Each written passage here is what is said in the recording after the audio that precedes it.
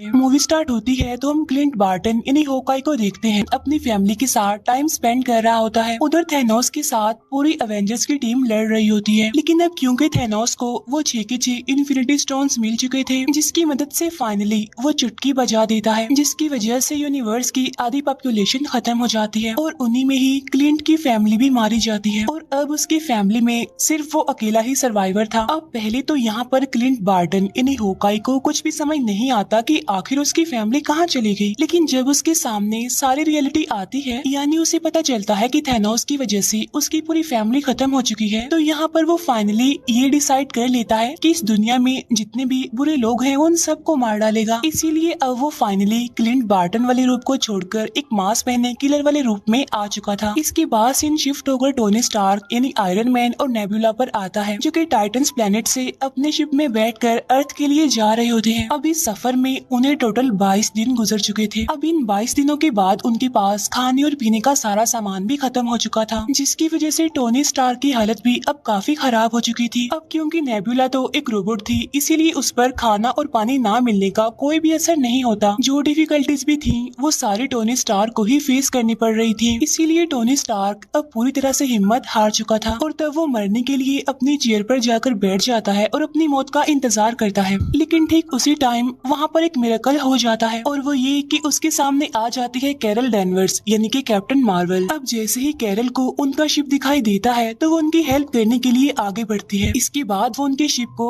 अर्थ पर ले आती है, क्योंकि कैप्टन मार्वल भी बहुत ही ज्यादा इम्पोर्टेंट और पावरफुल कैरेक्टर है। फिर हमें दिखाया जाता है कि जब थैनोस ने इन्फिनिटी स्टोन्स मिलने पर चुटकी बजाई थी, तब सभी लोग राख में बदलकर खत्म हो रहे थे। लेकिन उसी टाइम निक फ्यूरी ने अपने डिवाइस से कैप्टन मार्वल को एक मैसेज भेजा था। तब उस मैसेज के मिलते ही कैप्टन मार्वल अर्थ की तरफ आने लगती है, लेकिन इसी दौरान उसे वहाँ पर टोनी स्टार्क का शिप दिखाई देता है, तो इसीलिए वो स्पेसशिप को भी अर्थ पर ले आती है। कैरल को अर्थ पर आने के बाद थैनोस के बारे में सारी इन्फॉर्मेशन मिल जाती है और जब उसे ये पता चला कि थैनोस बहुत ज्यादा पावरफुल है, तो उसने सभी एवेंजर्स को एक आइडिया दिया कि हम क्यों ना सारे इन्फिनिटी स्टोन्स को जमा करें और वापिस से इसी टाइमलाइन में आकर उन सारे इन्फिनिटी स्टोन्स का यूज करें, जिससे होगा ये कि सारे मरे हुए लोग वापिस आ जाएंगे और साथ साथ हम थैनोस का भी खेल खत्म कर सकेंगे। ठीक उसी टाइम पर उन्हें अपने सिस्टम से एक खास किस्म की इन्फॉर्मेशन मिलती है, जहाँ पर रॉकेट उन्हें बताता है कि जब थैनोस ने चुटकी बजाई थी तो पूरे यूनिवर्स में एक ऐसी वेव यानी लहर फैली थी जो कि आज से पहले कभी भी नहीं देखी गई। और बिल्कुल ऐसा ही 2 दिन पहले एक गैलेक्सी पर भी हुआ है। क्या पता थैनोस ने दोबारा से चुटकी बजाई हो, जिसकी वजह से हमें फिर से ये वेव देखने को मिली। तब यहाँ पर सभी एवेंजर्स को पता चल जाता है कि थैनोस ने फिर से अपने सारे इन्फिनिटी स्टोन्स का यूज किया है। तब उसकी वेव की वजह से ये लोग उसके सिग्नल्स को ट्रैक करते हैं और फिर अपने स्पेसशिप से उसी प्लेनेट पर पहुंच जाते हैं जहां पर थैनोस था। और यहीं पर हमें दिखाया जाता है थैनोस, जो कि अब कमजोर और काफी थका हुआ लग रहा था। इसके बाद वो सब वहां पहुंचकर थैनोस को पकड़ लेते हैं और उसे पूछते हैं कि सारे इन्फिनिटी स्टोन्स कहाँ हैं, जहां पर थैनोस उन्हें बताता है कि मैंने सारे इन्फिनिटी स्टोन्स को यूज करके सभी स्टोन्स को डिस्ट्रॉय कर दिया है, ताकि कोई भी इन इन्फिनिटी स्टोन्स को दोबारा से जोड़कर इस पूरे यूनिवर्स को दोबारा से पहले जैसा ना बना दे। अब इस बात की वजह से थोर को बहुत गुस्सा आता है, इसीलिए वो अपने हैमर से थैनोस का गला काट देता है और वहीं पर वो थैनोस को जान से मार डालता है। अब क्योंकि इन्फिनिटी स्टोन्स तो थे नहीं, इसीलिए किसी के पास भी कोई होप नहीं थी कि सारे मरे हुए लोग वापिस से जिंदा कैसे होंगे। इसीलिए वो सारे ही काफी डिसअपॉइंटेड हो जाते हैं, इसीलिए वो सारे अपने अपने रास्तों पर निकल जाते हैं। इसके बाद थोर अब एक नई जगह पर जिंदगी गुजारने लगता है, जो कि नॉर्वे में थी। थोर पूरी तरह से हिम्मत हार चुका था, इसीलिए क्योंकि वो थैनोस से हार भी गए थे और साथ साथ इन्फिनिटी स्टोन्स को भी कलेक्ट नहीं कर पाए थे।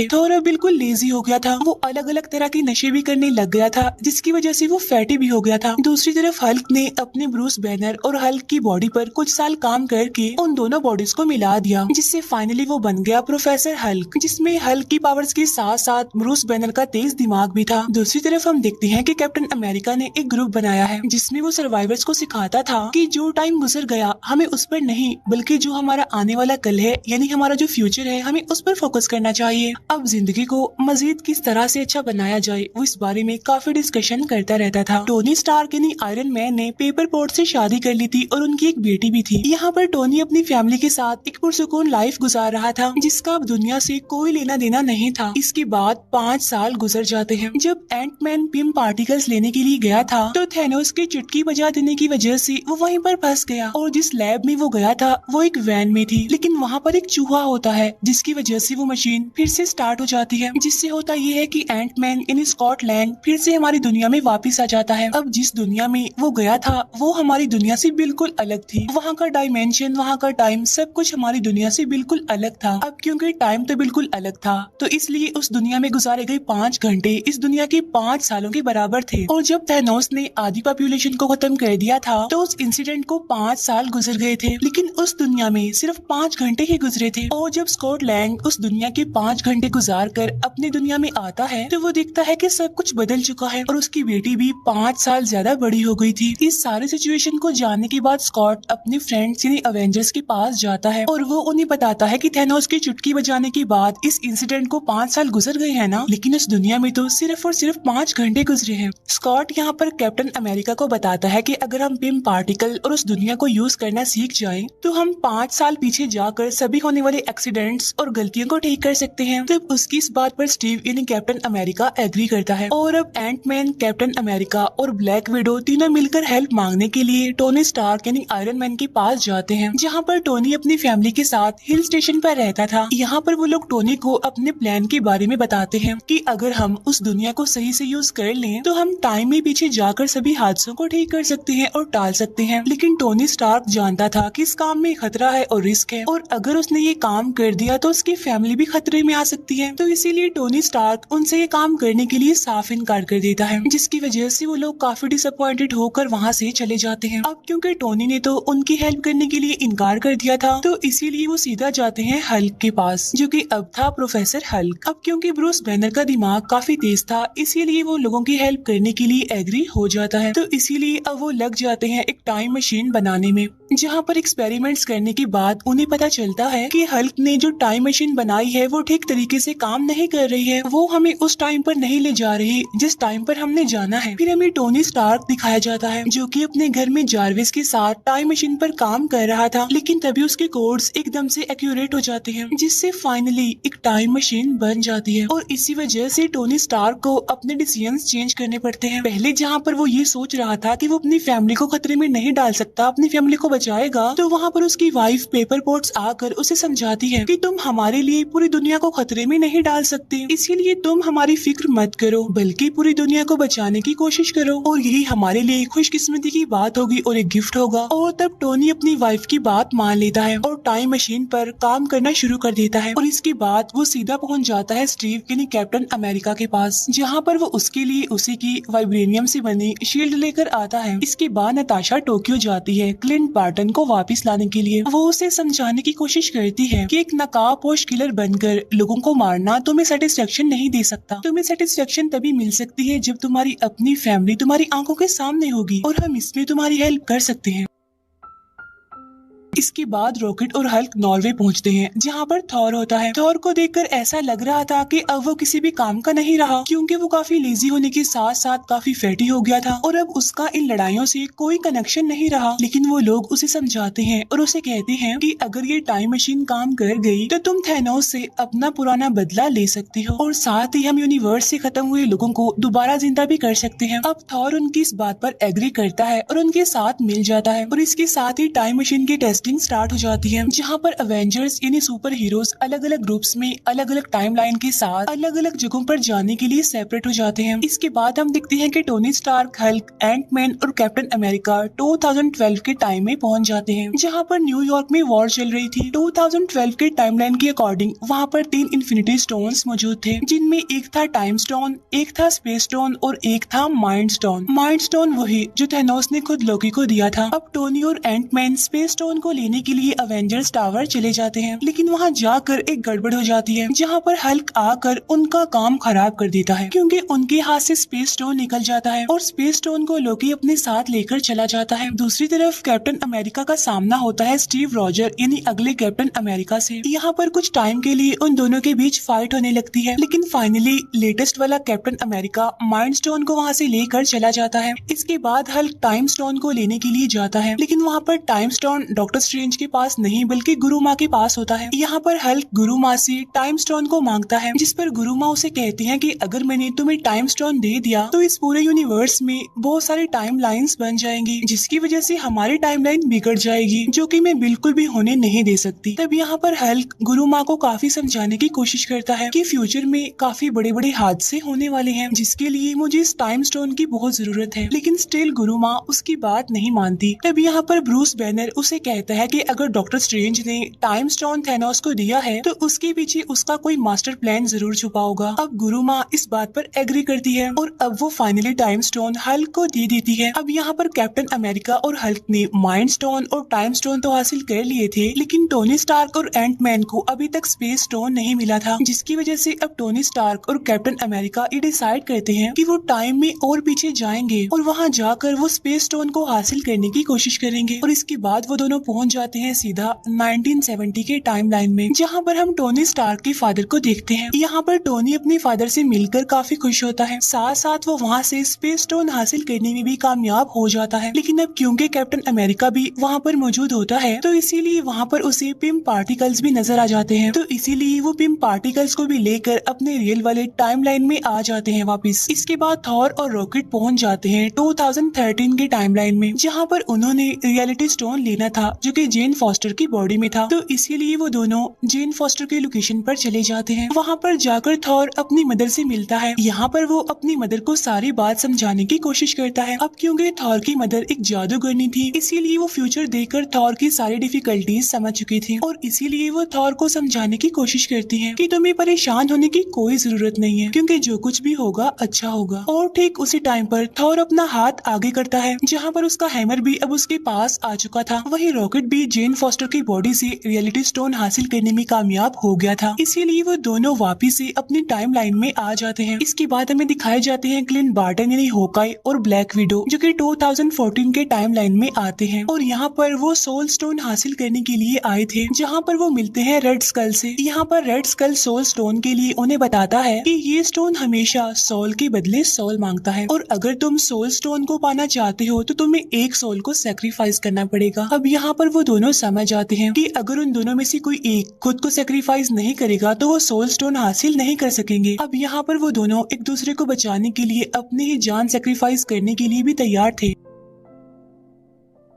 और यहाँ पर उन दोनों के बीच काफी अच्छी फाइट होती है। लेकिन यहाँ पर नताशा सोल स्टोन के लिए खुद को सेक्रीफाइस कर देती है, जहाँ पर Clint Barton finally soul stone हासिल कर लेता है और इसीलिए वो भी अपनी रियल वाले टाइमलाइन में आ जाता है। इसके बाद सीन शिफ्ट होकर जेम्स रूट्स और नेबुला पर आता है, जो कि 2014 के टाइमलाइन में जाते हैं टाइटन्स प्लेनेट पर, जहाँ पर पीटर क्विल पहले से ही मौजूद होता है और इसके बाद वो सभी पावर स्टोन को हासिल करने के लिए चले जाते हैं। और जब ये उस जगह पर पहुँचते हैं तो ये पीटर क्विल को बेहोश के पावर स्टोन को लेने ही वाले होते हैं, लेकिन तभी नेबुला को पुरानी नेबुला की वजह से यादें आने लगती हैं, जिसकी वजह से उसका ट्रांसमीटर खराब हो जाता है, जिसकी वजह से नेबुला वहीं पर बेहोश हो जाती है, जहां पर थैनोस की टीम आकर नेबुला को प्रिजनर बना लेती है। अब क्योंकि नेबुला एक ह्यूमनॉइड थी, यानी आधी इंसान और आधी एंड्रॉइड, जिसका फायदा उठाकर थैनोस उसकी सारी की सारी मेमोरी को स्कैन कर लेता है। साथ साथ 2014 वाले थैनोस को 2018 में होने वाले सारे इवेंट्स के बारे में पता चल जाता है। उसे ये भी पता चल जाता है कि फाइनली उसने सारे के सारे इन्फिनिटी स्टोन्स हासिल कर लिए और साथ साथ यूनिवर्स की आधी पॉपुलेशन को भी खत्म कर दिया, जिसकी वजह से अब उसका मकसद और भी ज्यादा स्ट्रॉन्ग हो जाता है। साथ ही अब थैनोस नेबुला से उसके पिम पार्टिकल्स को भी ले लेता है और वो उसे काफी अपग्रेडेड वर्जन में बनाकर अपनी पूरी टीम के साथ अर्थ पर 2023 वाले डायमेंशन में आ जाता है। इसके बाद अवेंजर्स सारे इन्फिनिटी स्टोन्स को एक नए गोल्ड आर्मर में लगा देते हैं और अब बारी आती है कि इस गोल्ड आर्मर आर्मर को कौन यूज करेगा, जिसकी वजह से वो सारी पॉपुलेशन जो इस यूनिवर्स से खत्म हो गई थी वो वापस आ जाएगी। तब यहाँ पर सबसे पहले थॉर आगे आता है, लेकिन हल्क उसे कहता है कि इसके अंदर गामा वेव्स हैं और अगर तुमने इसका यूज किया तो तुम्हारा काफी बुरा हाल हो जाएगा, तो क्यों ना इसका यूज मैं करूँ, क्योंकि मैं भी तो गामा वेव से ही बना हूँ। इसके बाद हल्क उस गोल्ड आर्मर को पहनता है और चुटकी बजा देता है, लेकिन यहाँ पर हल्क की हालत काफी खराब हो जाती है। अब हालांकि थैनोस ने भी सारे इन्फिनिटी स्टोन्स को हासिल करने के बाद ही गोल्ड आर्मर को यूज किया था, लेकिन उसे तो कुछ भी नहीं हुआ था। लेकिन यहाँ पर हल्क के साथ ऐसा इसलिए हुआ था क्योंकि थैनोस हल्क की निस्बत काफी ज्यादा पावरफुल था और यही वजह होती है कि हल्क की यहाँ पर काफी बुरी हालत हो जाती है। लेकिन वो सारी पॉपुलेशन जो यूनिवर्स से खत्म हो चुकी थी अब वो वापिस आने लगी थी। तब इस बात की वजह से वो सारे अवेंजर्स काफी खुश होते हैं, लेकिन उनकी ये खुशी ज्यादा टाइम तक टिक नहीं पाती, क्योंकि तब थैनोस भी अपने शिप और अपनी पूरी टीम के साथ रियल टाइम यानी 2023 में पहुंचकर उन लोगों की लोकेशन को बॉम्ब से उड़ा देता है, जिसकी वजह से वहाँ पर काफी बड़ा ब्लास्ट हो जाता है और वहाँ पर सब कुछ डिस्ट्रॉय हो जाता है। साथ साथ थैनोस भी काफी गुस्से में था और इस बार वो चाहता था कि वो सारे इन्फिनिटी स्टोन्स को हासिल करके आधी पॉपुलेशन नहीं बल्कि इस पूरे यूनिवर्स की सारी पॉपुलेशन को ही खत्म कर दे और उसके बाद वो एक नया यूनिवर्स बनाए जहाँ पर सब लोग थैनोस को अपना गॉड समझे, उसे माने और उसे सबसे ज्यादा इम्पोर्टेंस दे। और यहाँ पर इस मूवी की सबसे जबरदस्त फाइट शुरू हो जाती है। अब यहाँ पर बहुत अच्छे अच्छे सीन्स हमें देखने को मिलते हैं, क्योंकि थैनोस की टीम और अवेंजर्स यानी हमारे सुपर हीरो एक दूसरे के आमने सामने आकर मुकाबला करते हैं। यहाँ पर बार्टन उस गोल्ड आर्मर को लेकर भागता है। इसके बाद हमें दिखाया जाता है कि कैप्टन अमेरिका हैमर ले लेता है और इसके बाद वो थैनोस से लड़ाई करने लगता है। अब यहाँ पर हम कैप्टन अमेरिका और थैनोस के बीच एक काफी जबरदस्त फाइट देखते हैं, लेकिन थैनोस के आगे टिकना कोई आसान बात नहीं है, क्योंकि थैनोस उन सबसे ज्यादा पावरफुल था। अब यहाँ पर थैनोस की टीम अवेंजर्स पर भारी पड़ रही थी, इसीलिए सभी हीरोज हार मानने के करीब थे। लेकिन उसी टाइम पर 5 साल पहले लड़ाई करने वाले सारे अवेंजर्स और सुपर हीरोज उनकी हेल्प करने के लिए आ जाते हैं, जहाँ पर पहले तो आगे आती है ब्लैक पैंथर की टीम।